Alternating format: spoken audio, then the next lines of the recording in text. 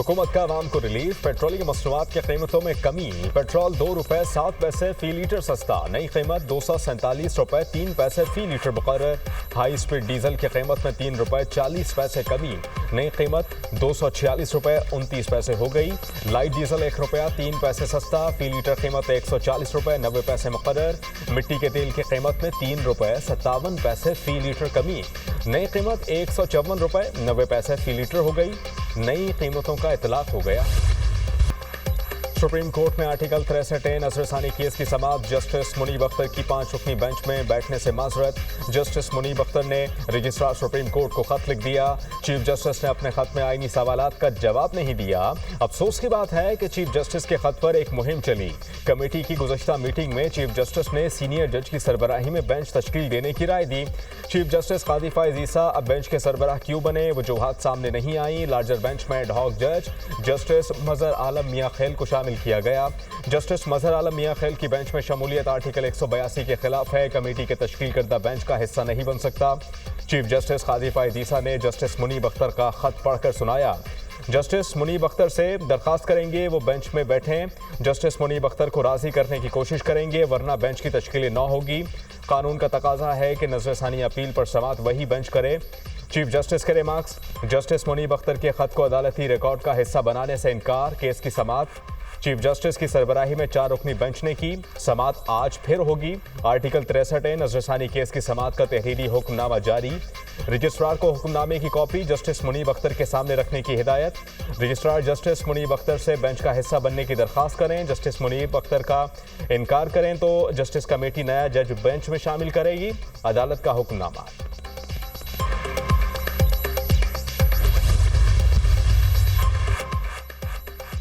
Article 63A की तशरीह से मुतालिक नजरसानी केस के हुक्मनामे की कोई हैसियत नहीं। जस्टिस मुनीब अख्तर का सुप्रीम कोर्ट के रजिस्ट्रार को एक और खत। आर्टिकल 63A नजरसानी केस 5 रुकनी बेंच के सामने समाअत के लिए मुकर्रर था। 4 जजेस ने बैठकर कैसे हुक्मनामा जारी कर दिया। 4 रुकनी बेंच आर्टिकल 63A से मुतालिक नजरसानी केस नहीं सुन सकता।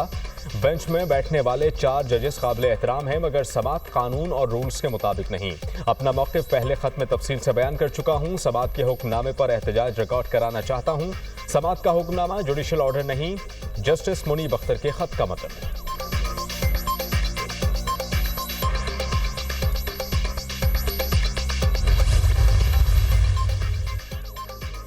सुप्रीम कोर्ट की प्रैक्टिस एंड प्रोसीजर कमेटी का इजलास आज तलब कर लिया। चीफ जस्टिस कादी फाइज ईसा जजेस कमेटी इजलास की सदारत करेंगे।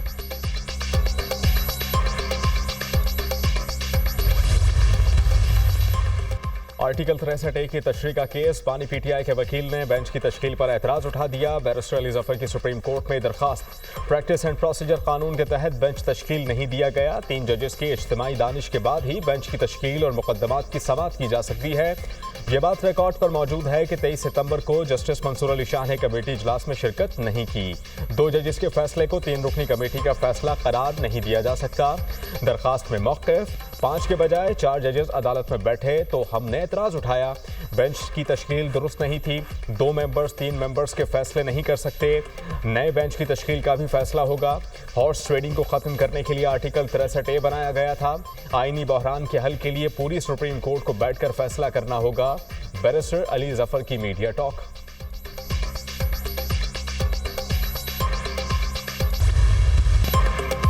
जजेस तकर्री के मौजूदा निज़ाम को बदलना होगा। इत्तेहादी जमातें उसूली तौर पर विफाक की सतह पर आईनी अदालत से मुताल्लिक हमारी तजावीज़ से मुत्तफ़िक़ नहीं।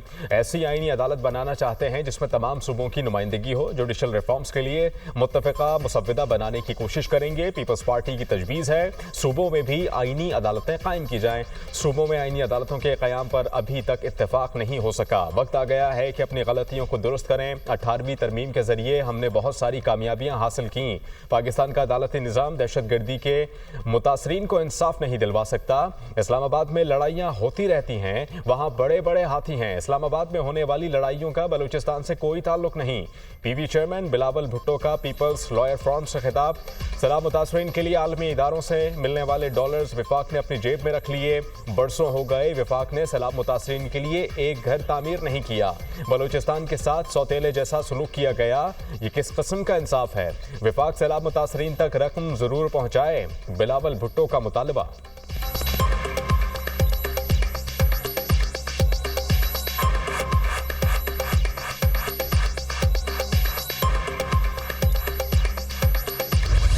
इलेक्शन ट्रिब्यूनल्स की तश्कील इलेक्शन कमीशन का इख्तियार है। सुप्रीम कोर्ट ने इलेक्शन ट्रिब्यूनल्स की तश्कील का लाहौर हाई कोर्ट का फैसला कलअदम करार दे दिया।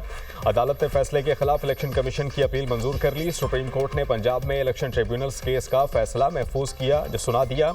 चीफ जस्टिस की सरबराही में 5 रुकनी बेंच ने समाअत की। लाहौर हाई कोर्ट का फैसला बतौर अदालती नज़ीर भी पेश नहीं किया जा सकता। हाई कोर्ट के जज ने चीफ इलेक्शन कमिश्नर और चीफ जस्टिस की मुलाकात ना होना मद्देनजर नहीं रखा। अगर मुलाकात ना होना मद्देनजर रखते तो ऐसा फैसला ना किया जाता।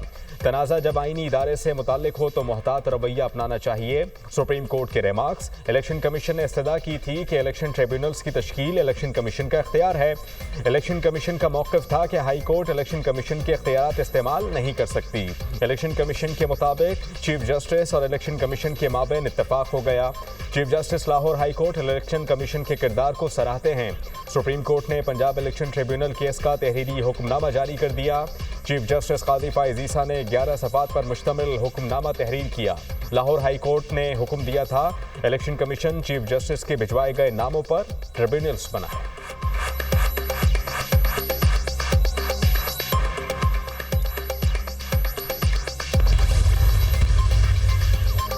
8 सितंबर को जलसे की गई रियासत मुखालिफ तकारीर हुकूमत की पाकिस्तान तहरीक इंसाफ रहनुमाओं के खिलाफ मुकदमा दर्ज करने की तैयारी।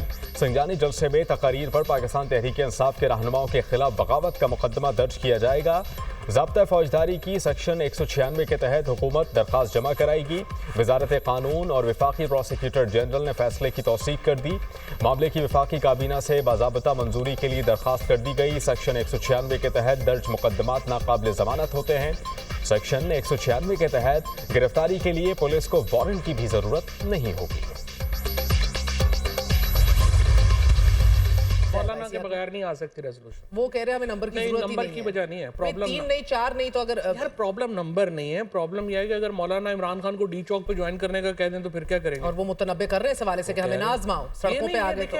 इस वक्त ये कहना कि मौलाना एंड इवन हाफिज नईम, अगर मैं हुकूमत के साथ हूं तो मैं तो डेस्परेट हूंगा कि ये दो बंदे इनको न्यूट्रलाइज पीटीआई के साथ तो बिल्कुल ना जाए। ये दो बंदे अगर पीटीआई के साथ जुड़ जाएं तो देखिए हुकूमत को कल जाना पड़ेगा। मौलाना फजल रहमान और हाफिज नईमुर रहमान इंसाफ तहरीक इंसाफ के साथ मिल बैठे तो हुकूमत नहीं चल सकती। पाकिस्तान तहरीक इंसाफ का डी चौक में एहतजाज एक दिन के लिए नहीं होगा।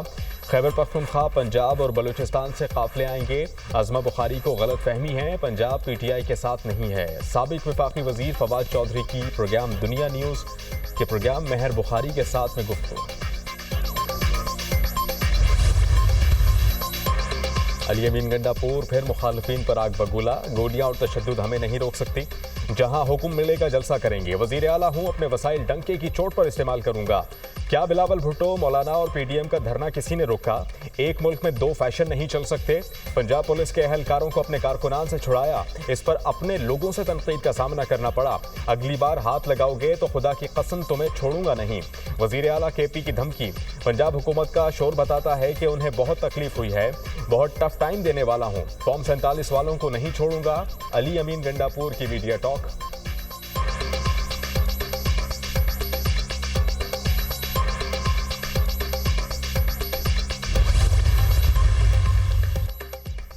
जमानत खारिज करानी है तो सुप्रीम कोर्ट जाएं, लोगों को अगवा ना करें। लापता अफराद केस में chief justice Peshawar high court के रिमार्क्स। लापता अफराद केस में वजीर आला खैबर पख्तूनख्वा पेशावर हाई कोर्ट में पेश। लापता अफराद के खानदान हमारे पीछे आते हैं, जमानत के बावजूद गिरफ्तारियां हो रही हैं। सीटीडी और पुलिस समेत सबको बिठाकर इस मामले को देखें। ये पहला वाकया नहीं, बार बार ऐसा होता रहा है। अदालती अहकामात पर कोई समझौता नहीं होगा। हम मजबूर होकर पुलिस वालों के खिलाफ कार्रवाइयां करेंगे। चीफ जस्टिस के रिमार्क्स। मैं खुद इस तरह के मामलात के खिलाफ हूं। वजीर आला केपी। अली अमीन गंडापुर।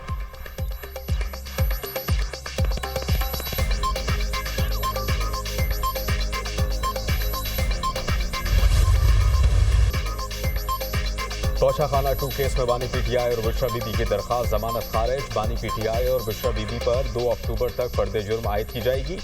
स्पेशल जज सेंट्रल शाहरुख अर्जुमन ने अडियाला जेल में समाअत की। बानी पीटीआई ने सऊदीया से मिलने वाला 7 करोड़ 15 लाख मालियत का कीमती सेट 29 लाख में हासिल किया। एफआईए ने फॉरेन ऑफिस के जरिए सऊदीया से बुल्गारी सेट की असल कीमत हासिल कर ली। बानी पीटीआई और उनकी अहलिया के खिलाफ नाकाबिले तरदीद सबूत मौजूद हैं। प्रोसिक्यूशन के दलाइल। तोशाखाना 2 केस पहले रेफरेंस से मिलता जुलता केस है। पहले और इस रेफरेंस में एक जैसे इल्जामात, एक जैसे वादा मुआफ गवाह हैं। एक तोशाखाना के 2 मुकदमात कैसे बन सकते हैं? नैब तरामीम बहाली फैसले के बाद इस केस को खत्म होना चाहिए। वकील सफाई सलमान सफदर के दलाइल।